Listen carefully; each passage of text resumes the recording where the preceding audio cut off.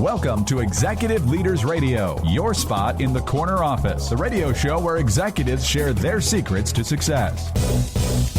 Executive Leaders Radio. You're listening to Executive Leaders Radio, broadcast from Crescent Global in Tysons, Virginia. This is your host, Herb Cohen, with my co-host, Mark Haas, Association for Enterprise Growth, Joe Applebaum, Potomac Companies, Tammy Howie, DLA Piper, William Tidwell, Cressa, and Peter Schwartz, Vistage. William, can you give us a rundown of who we have on the air today, please? Yeah, we have Chris Efessiou with Newport LLC. He is a partner. We also have Alan Snyder. He's the CEO of NowSecure. We then have Lisa Gable, CEO of FAIR, Food Allergy and Research and Education. And we'll finish up with David Sullivan, founder and CEO of Till. Let's get to know our first guest, Chris Efessiou, partner at Newport LLC. Chris, what is Efessiou? Excuse me, what is Newport LLC? It is a boutique business advisory firm focusing on advising companies on the growth, optimization, and sale of companies. And where are you from originally? I was born in Greece. You were born in Greece. And how many brothers and sisters? I'm the oldest of three. Uh-huh. And what was going on with you 8 to 14 in Greece? During my elementary school years, there was an occupation of a military junta for 4 or 5 years, which changed life as we knew it from before. And give me a specific example. There was martial law enacted. It was difficult to walk home from school in groups larger than 2. And how'd that make you feel? Made me feel like I was in jail. It was not a free country anymore. How young were you when you came to the United States? 18. Why? For some reason, I thought that Greece was too small for me, and I needed to experience something larger. Tammy? Chris, it sounds like you had some bumpy times in Greece, and it makes sense why you left to come here. What trait did you take from Greece, though? Because you were built in Greece, so you must have brought something here. You're right. I was built in Greece, and I'm very thankful for what I learned there. 2 traits. One was hard work, and the other one was independence. The independence of thought, the independence of action, along with the responsibility that comes with that. And so you advise companies and leaders on how to, with your background, you help them get to the next level. So give an example of how that, core of independence has helped a company that you advise. My focus is to get somebody from where they are now to where they need to be as quickly as possible. And the best way to get them there is to get them independent. And the best way to get them independent is to teach them how to do certain things by allowing them to do them after showing them once. Chris, have you ever had a successful exit?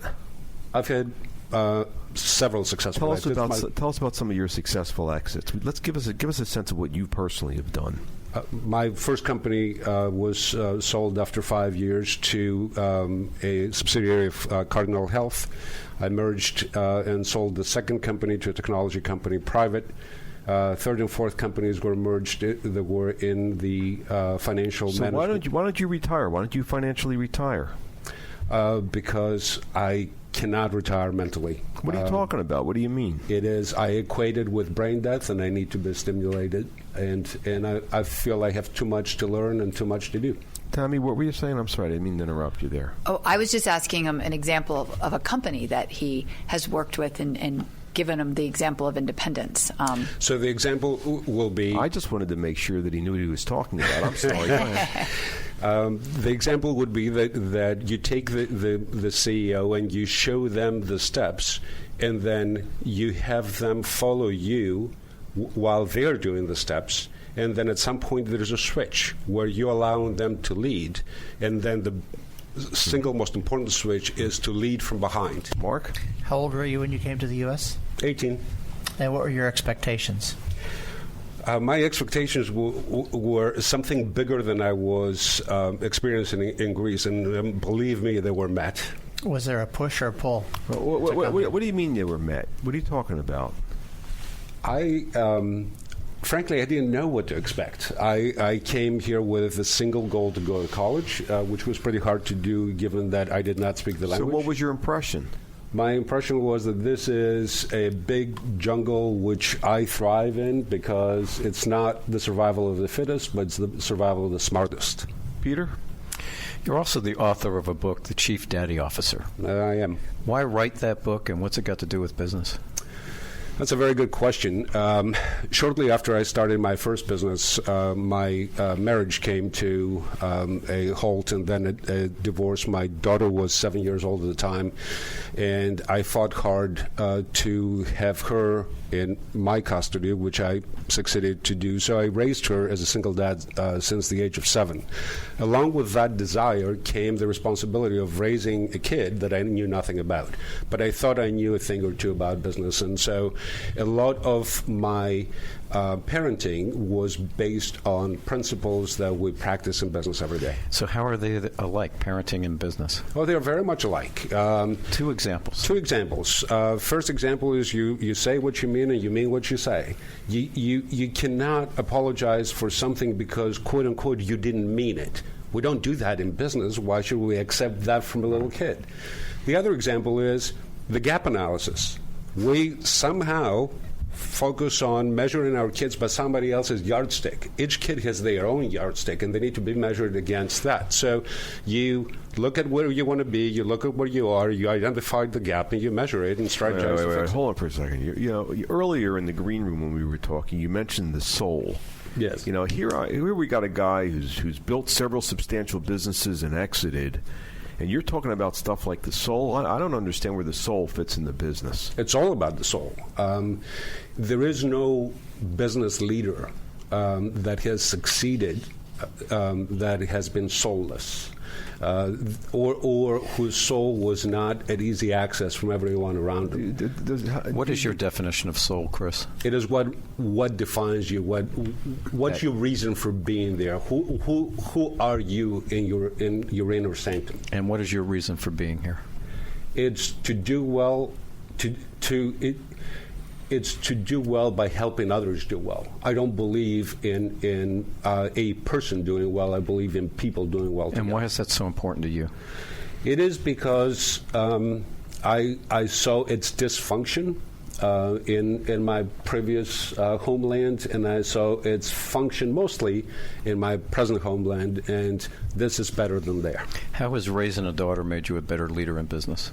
Oh, it crystallized what's important in life, and it crystallized what's important in every action you take. It made me a much more focused person. It made me a much more accountable and responsible person. And it made me a mentor, albeit I didn't know it at the time, because she is now a business leader herself. William? Yeah, Chris, getting back to that, your daughter's very successful. You wrote this book on raising children, given the principles of business that we live by every day. We talked a little bit about what is the same. What did you find was different? A good question. Very few differences. I guess the single biggest difference is that there are no laws, so to speak, that guide parenting. There are laws that guide employment. There are laws that do things that you cannot do certain things to employees. Well, you can't fire them. Exactly. You can't fire them, and even if you fire them, you still have them on your payroll, and that's a double negative. and so that gives the parent a much larger latitude, and with that latitude comes the responsibility and the accountability of what is it that you're teaching them at that time. Tommy, how are you mentoring them? Tommy, what are you thinking?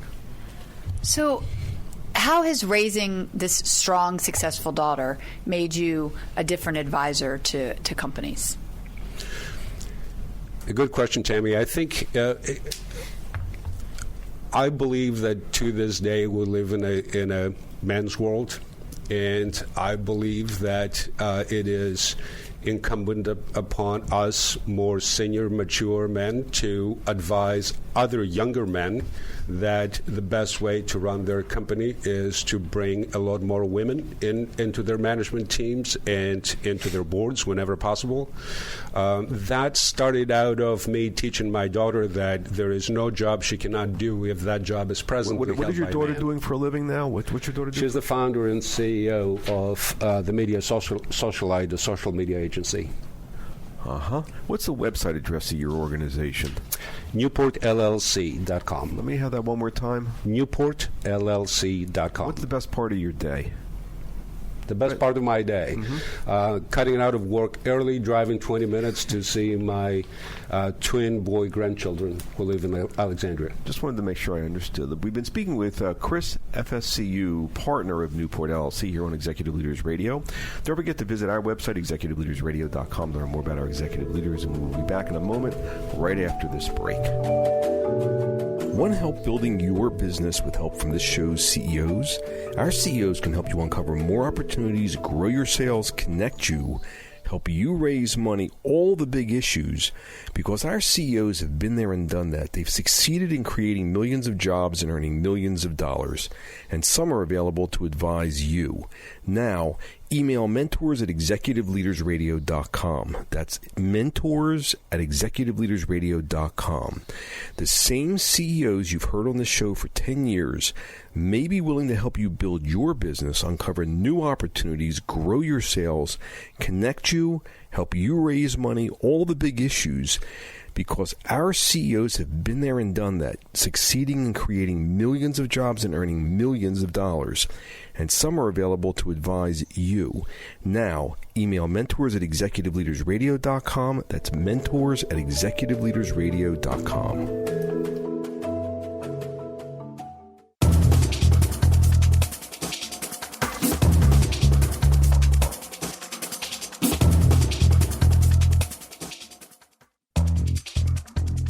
We're back. You're listening to Executive Leaders Radio. This is your host, Herb Cohen. We'd like to introduce Alan Snyder, CEO of NowSecure. Alan, what is NowSecure? What are you guys doing? We're a software company, and our focus is to save the world from unsafe mobile apps. Did you tell me how many people have how many apps, and there's something bad that's going to occur there, or what? Yeah, when you think about it, most people have 60 to 70 mobile apps on their device on average, and what we see is 80% of those, and I mean 80%, are actually either leaking your data or are vulnerable to be attacked. Where are you from originally? Baltimore, Maryland. How many brothers and sisters? I have one older sister. And what was going on with you 8 to 14 years old? I was very active in the Boy Scouts, and then when I was in 4th grade, my mom went to work. So big deal. What was the effect of your mom? Everybody's had mom go to work. What was going on special with your mom going to work? It was pretty big change for me to go from, coming home and my mom being there to having my red shoelace with the key on it that I would let myself in the house when I got home. And then I also had the run of the house, which was also a lot of fun. How'd that make you feel? Actually, I enjoyed it. I like the independence, and I like the ability to set my schedule. You didn't think it was scary or lonely being home alone? Not at all. And what was going on with you with a bank account? How young were you when you had your first bank account? What was that all about? It's probably around 8 years old. My parents were big and independent, so as we earned or got money, they were big that we would go to the bank and go to the teller and deposit it ourselves and take care of our own finances. How'd you get money to put in the bank? Probably around 11 or so. I was cutting lawns, so I had a little lawn cutting service, earned money. Okay. William? Yeah, Alan, you mentioned earlier in the green room that you're a bit of a serial entrepreneur. What previous exits have you had? Yeah, NowSecure is my 5th startup. So first was a company called Perspective. We sold that to a publicly traded company for about $30 million. Then my next was Boxtone. We sold that for over $100. And then we sold Good Technology for over $1 billion. And let's see. Next question, Mark. So when you were growing up, you had conversations around the dinner table. Did any of them involve being an entrepreneur or starting a business? Quite a bit. When my mom went back to work, she was a real estate agent, and then she had her own firm, and then they also did development, so construction and development. So we talked all the time about her business. Did you see yourself as in a business role as an adult? I would actually say I couldn't imagine not doing that, of leading and running a business. To me, I enjoyed the independence of it. Peter? You were a Boy Scout. Looking back on it, why was that such a good idea? It was pretty transformational for me because that's where I first became a leader because I was tired of being cold and wet. What are you talking about? What do you mean? It was after a couple camping trips and other people were in charge, and let's just say we made bad decisions about what we did, how we did it, and when we did it. Tell us a story about the hay.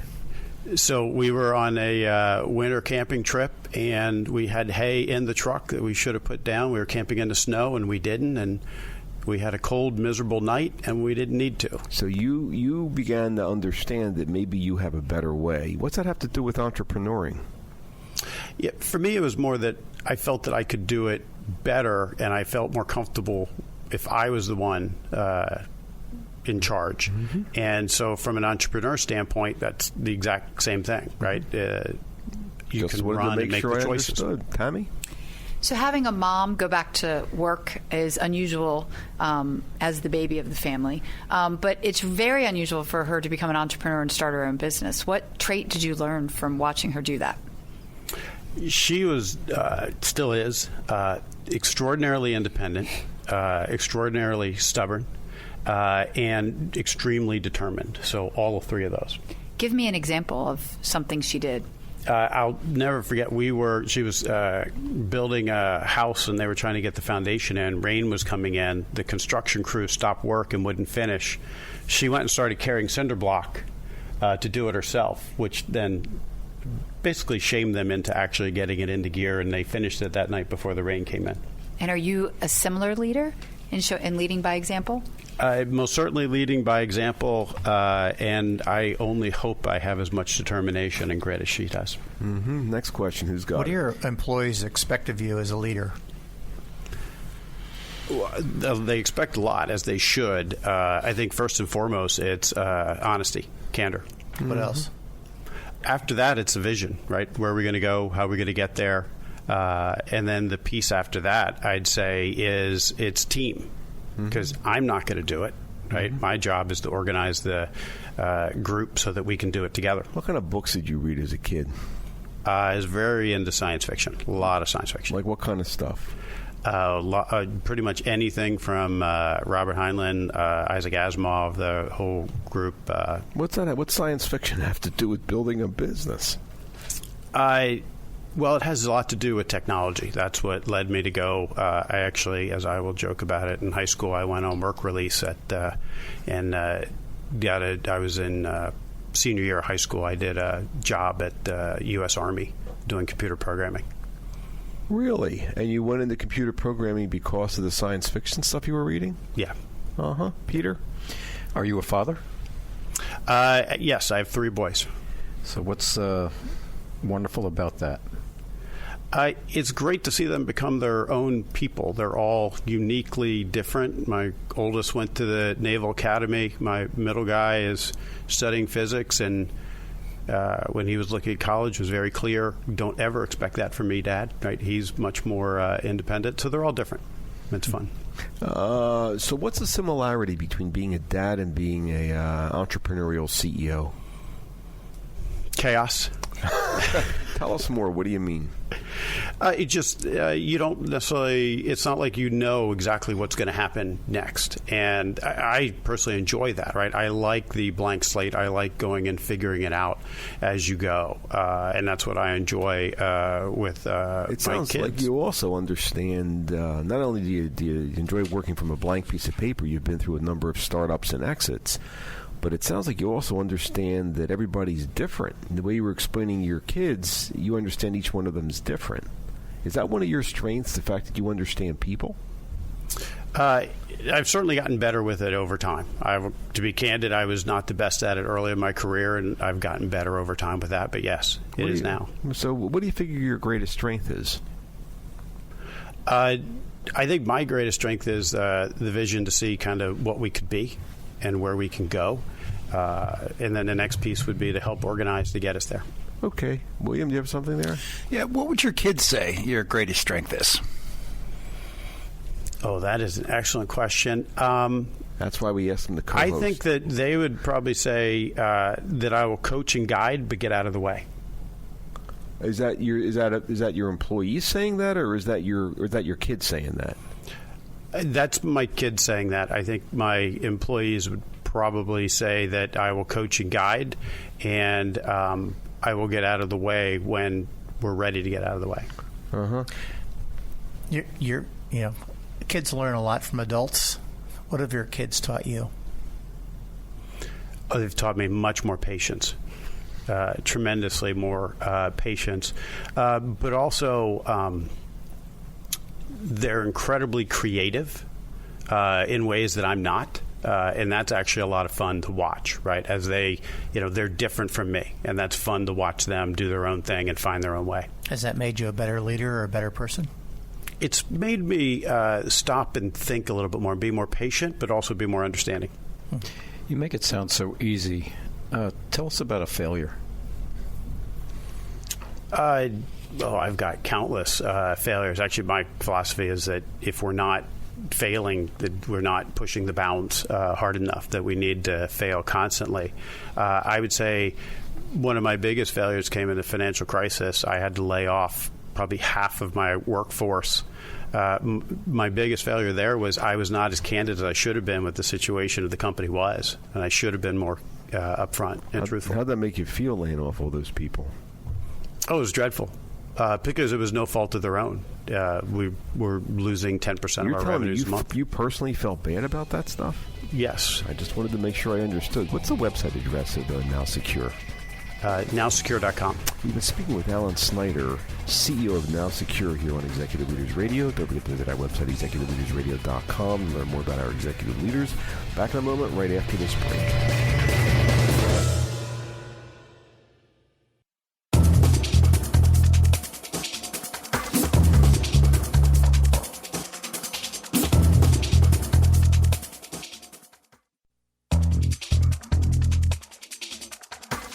Back. You're listening to Executive Leaders Radio. This is your host, Herb Cohen. We'd like to introduce Lisa Gable, CEO of FAIR, Food Allergy Research and Education.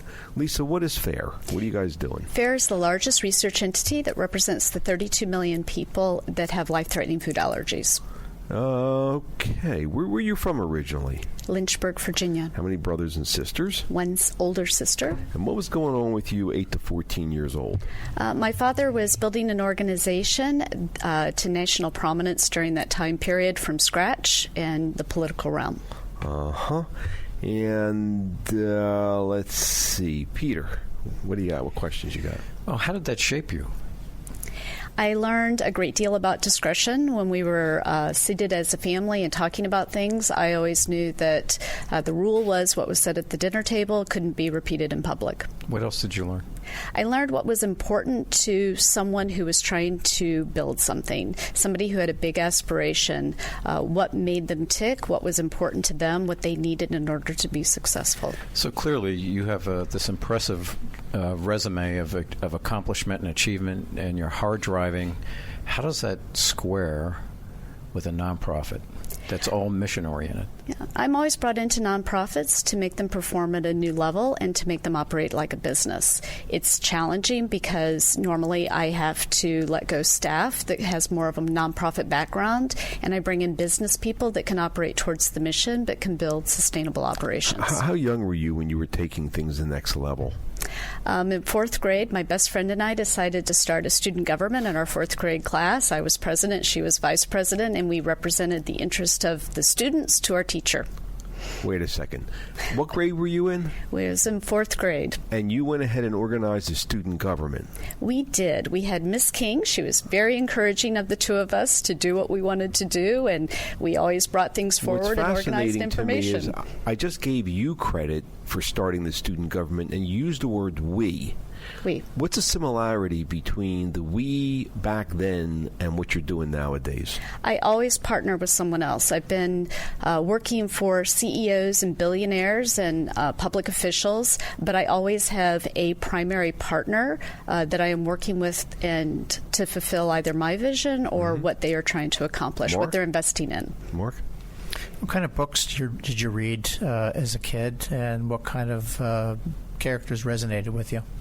I read military history books. I had cannons and rifles on my curtains when I was a little girl, and I was fascinated by the Roman Empire and specifically Julius Caesar. What about Caesar resonated with you?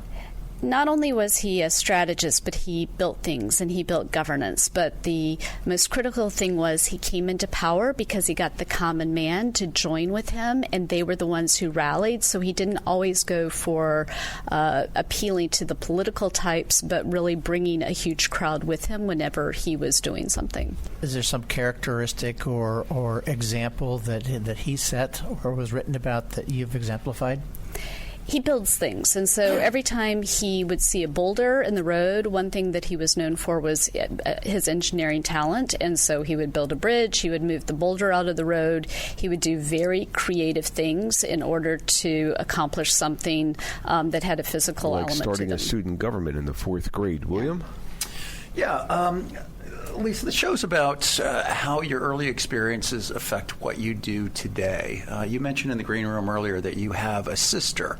Has she benefited from the same experiences? She has. My sister is also a turnaround person. She's Chief Operating Officer of Women for Women International. She goes into conflict zones and helps women who've been impacted by war. She is also a well-known wildlife photographer. Tammy? So we've heard a lot about you professionally, and you're hard-charging and tough, and that is completely clear by this interview. But I want to know the other side of Lisa. What do you do for fun? I live in the country. I like to take long walks with my dog out and really think about things, but I also am the type of person that'll binge watch, and if I'm watching something like the show 24, I'll bike for hours so I can get through and see what's happening. So even in your off time, you have to accomplish something. You can't just binge watch guiltily like I do and eat ice cream, right? It's rare. I like to go to the beach and read. I read a lot, but it's hard for me to relax. So earlier you said that you never do anything alone and you always partner. And I know you really have a passion for the allergies in food, but you also said you tie it to technology. So what would your role be in bringing new therapies or new technology to help that? Sure. It's a really exciting time right now. It's an inflection point in the marketplace. There are things going on in agriculture like gene editing. There are new product categories for food and beverage companies.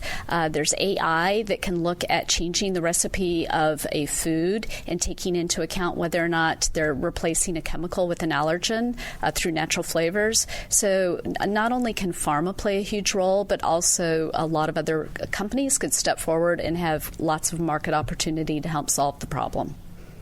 When you're taking these long walks, you mentioned, was this with did you mention a doggie? I do. I have a border collie, Daisy. When you guys are walking, what are you thinking about? I'm solving problems. When I drive, I just, it's like a Rubik's Cube. And when I walk, I'm just constantly trying to figure out how to solve a problem. And it's the easiest way for me to do it without any distraction. So, are you married or single? I'm married. And so it sounds like you're a really hard-working kind of gal. I mean, you're really building this organization, but you're taking some time off personally. Where's the balance come from? How do you strike that balance? You know, my husband is also an entrepreneur. He started in high tech, Harvard MBA, undergrad in engineering from Stanford. We are very well matched. He grew up in a political family, so the two of us can go in and out of events together. We can be with our friends, but we're constantly talking about what we're building next and helping each other out, and it's a nice relationship. So building is like organizing. How young were you when you were organizing? Give us an example. I was always organizing. I mean, the best example is in the 10th grade where I didn't make the cheerleading squad, and so I started a new one and then went in competition to the old one, and we beat them at national championships. Oh, gosh. I thought you were going to tell me the story that you told us in the green room about, you know, you organized the neighborhood kids to go biking or something. I didn't expect that one. If we were really getting to know Lisa, what else, what are we missing here? What else should we know about you? You know, I've been incredibly blessed and have had really unique opportunities, and I love mentoring women. I have women of all ages that I've mentored, whether they're friends of my 21-year-old daughter or whether they're a woman who's 35 years old that's trying to figure out how to maintain a successful career. But I spend an inordinate amount of time with younger women. So in the realm of mentoring, what advice would you give to yourself as a 10 or 12-year-old girl? Life is complicated. A lot of things will happen, and you have to zigzag throughout your life, but keep your eye on the ball. You're going to have to go forwards and backwards, but if you keep moving forward and you're positive and focus on the positives, not the negatives, you'll do great. What would you want written on your tombstone? She had an impact on the world. She helped other people. And why is that important to you? Because I was incredibly blessed, and I love to see people succeed. And my job, even as a CEO, is to move boulders out of the way. We have to move quickly. I have the capacity to move the boulders, and I have the capacity to help other people move up the ladder. Tommy, William, what are you guys thinking? So, Lisa, a few of us have mistake-free days. When you have a bad day, what do you do to rectify that? When I have a bad day or something mean happens or a donor's upset, I always try to think of one thing I can do to help another person.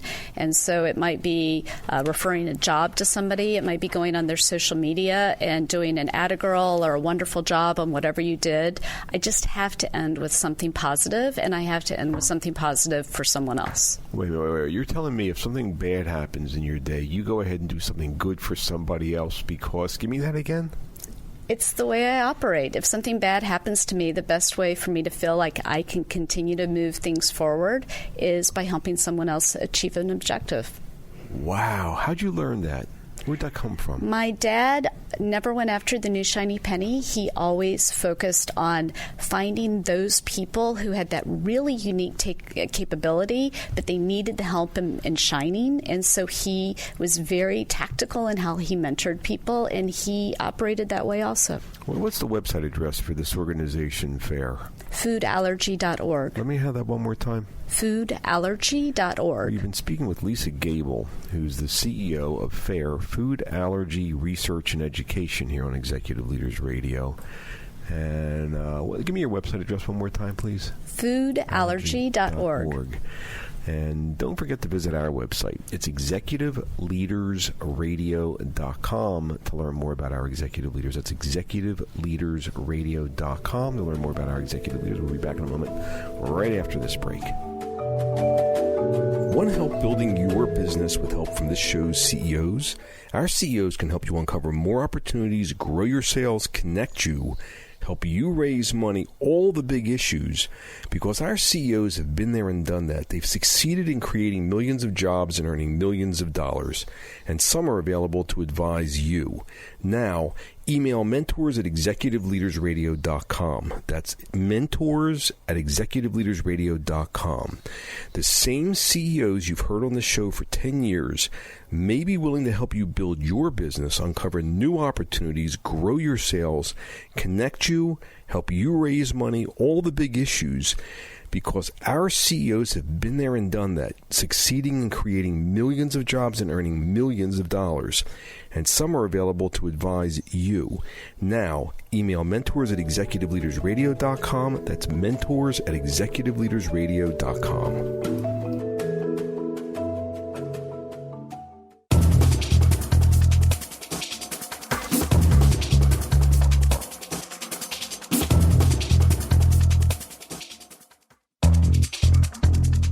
Back, you're listening to Executive Leaders Radio. This is your host, Herb Cohen. We'd like to introduce David Sullivan, founder and CEO of Till. David, what is Till? What are you guys doing? Till is changing the rental landscape by helping renters pay rent. I understand that you just raised a lot of money. How much money did you raise? So we've recently closed a $6 million seed round. We're a financial startup. Mm-hmm. And tell me, where are you from originally? I'm from Northern Virginia. And how many brothers and sisters? I have one awesome little sister, 2 years younger than me. And what were you up to 8 to 14 years old? What was going on? I spent a lot of my childhood playing soccer competitively. And what was your role on that soccer team, 8 to 14? I often found myself as a center midfielder. What was the personality trait you brought to playing center midfielder, and why did you like playing that position? I liked it for two reasons. I liked the strategic nature of figuring out how to attack and win and score, but also the reality of having to defend and the balance that sits between the two. What's that have to do with your role at this organization known as Till, as founder and CEO? I think there are a lot of parallels. A lot of people have drawn parallels between sports and business. I love the nature of organizing people and organizing people around initiatives that you believe in and the initiatives that are the key priority. So when you are attacking, you need to identify the opportunity to attack, but you always have to be paranoid and understanding how you might get taken advantage of. Peter? You described the business as a financial services, not a social services business. We are a for-profit financial services business. The key thing that's really important behind Till is that, having been a landlord, I know that we can improve a renter's ability to pay rent. We can improve their financial life, their ability to stay in the home, and we can help the landlord do well. And why is that so important to you business to help renters do that? I ran a rental housing fund called the American Home as the COO, and really powerful takeaway just seeing how there's 45 million households in our country. It affects 120 million people. It's a third of our country rents their housing, and almost every single person that rents their house struggles financially, and rent sits at the heart of their life. How does the phrase, the triumph of spirit over circumstance, resonate with you? I mean, it's powerful. There's so many people, regardless of economic inequality, that are trying to make it. I believe we have a responsibility in our society to be providing as equal of an opportunity as possible to as many people as we can. Mark? So, when you're growing up, you talked in the green room about being a kind of a hard-charging person. Is there a situation, do you put yourself in a dangerous situation intentionally? I have always leaped before I looked. I, at 2, jumped out of my crib and broke my collarbone in half. That has continued with me. So a lot of my learning has been through pain and failure. I look for rapid little failures. So I love doing extreme sports. I snowboard, whitewater, kayak, cycle. I love doing things that put me in the moment, but to be in the moment, you sometimes have to be in dangerous situations. Is there an example where something was more than you expected? Yeah, I was snowboarding one time, and I jumped over what I thought was a little crack, and it turned out to be a 30-foot cliff, and I fell into a group of trees. Luckily, there was a lot of snow that had piled up, so I walked away from that after about an hour of digging myself out. How did that change you? Did that make you more afraid, or did it have no effect on you? I've always been young at heart. I'm young, but young at heart and adventurous and bold. I'm starting to try to look at least like around the next corner, not all of the corners. William? Yeah, I want to go back for just a second. You're a business entrepreneur. We've been talking for a couple hours in the green room, and until just a second ago, I hadn't heard you mention profit. So you're clearly concerned about those that you're trying to help. When you look back on your family, where does that empathy come from? Where does empathy come from? I think it should be innate to all of us, hopefully. I think there are many situations you can see in your life that drive empathy. At the American Home, you can only see so many people struggling to pay rent who are facing eviction and the societal impact that evictions have on people. To think like there's got to be a better way that you can step into a home and improve a relationship. I drive at profit because I think that being able to raise money and to make money building win-win-win scenarios in our economy is one of the best ways to create scaled impact. Tammy, what are you thinking? So you seem to have a lot of knowledge well beyond your years, and it occurred to me that you have a mom and dad who are both entrepreneurs. So what have you learned from them? What trait have you learned from them that you carry forward? You got to grind it out. Like, these things are really hard. I was fortunate to watch my dad build a very successful company for my entire life. It takes... What kind of business was Dad running? He runs a wealth management. How young were you when you started going to the office with him? I was probably 3 or 4 years old. What kind of stuff did you do? How long did you go there for? Oh, I would go. I loved going and playing football in the hallways with one of his partners. So what'd you learn from your father's wealth management business that has anything to do with what you're doing nowadays? I think that there's two things. It takes a very bold vision and commitment, but that vision has to be informed by an experience that allows you to commit for the duration it takes to be successful. Nothing happens overnight. I also learned through that and through the American Home how many little acts it takes to put the foundation together. It takes a tremendous amount. So the audience can't feel this, but you exude fun. So what's your work-life balance? Because you definitely don't sit in the office all the time. No, I find a lot of the best strategic thinking I do is outside the office when I'm not working. And so I intentionally try to take time. I burned out at one company, and the advice I got was don't work a day a week. So every single Saturday is a day off. I focus on my kids and my family. And then during the week, I try to do one or two things for myself. I love being, as I said earlier, in the moment and present. I find that my subconscious is much more powerful than my conscious in coming up with creative, strategic thoughts and initiatives. So you mentioned children. So how many children do you have? So I have a 5-year-old, 3-year-old, and a recent 1-year-old. So do you have a daredevil in there that reminds you of yourself? Oh, yeah, my middle son. He is a beast and physical beyond his years. He is running into walls, smacking his head, constantly running around corners and tackling me. And I'd say one of the best parts of my day is coming home, and all of them, my 1-year-old can now walk. He toddles at me. The other two sprint at me. So that's very cute. So you would, what piece of advice would you want them to know as they get older that you've learned? The piece of advice, the two that I try to take with me every day is one is do things that make you uncomfortable that you will learn from, and don't do small things.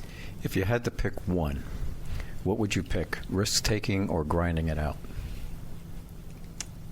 Grinding it out. Why? You can be successful in anything, but it takes becoming an expert in whatever you're trying to understand. I believe success comes from understanding where the next piece of that industry is going to go.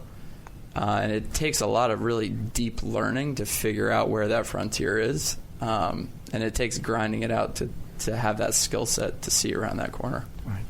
Tell us about growing up. Who was your group of friends? What role did you play?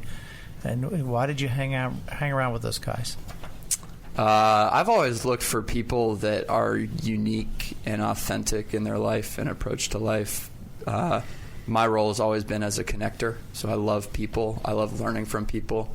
I learn more by sitting and having coffee and hanging out with unique, interesting characters, as many as I can find myself to.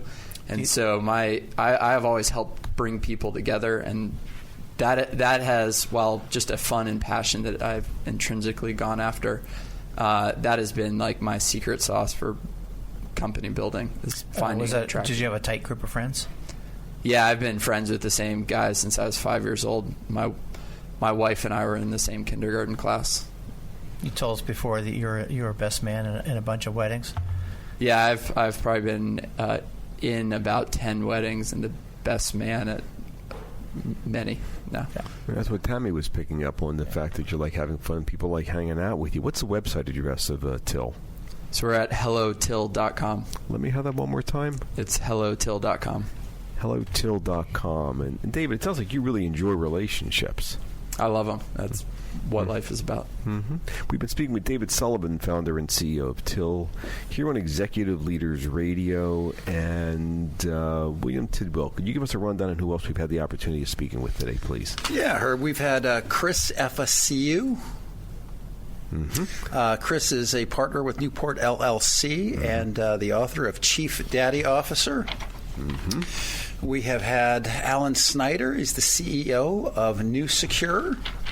We have had Lisa Gable, the CEO of FAIR, Food Allergy Research and Education. And we finished up with David Sullivan, founder and CEO of Till. I'd like to thank my co-hosts, including Mark Haas, Association for Enterprise Growth, Joe Applebaum, Potomac Companies, Tammy Howie, DLA Piper, William Tidwell, Cressa, and Peter Schwartz Vistage for giving me a hand structuring the questions, so providing our listening audience an educational and entertaining show. I'd like to thank our listening audience for listening. Otherwise, we wouldn't have a radio show. Don't forget to visit our website, executiveleadersradio.com. Thank you for joining us, and have a nice day. Bye-bye.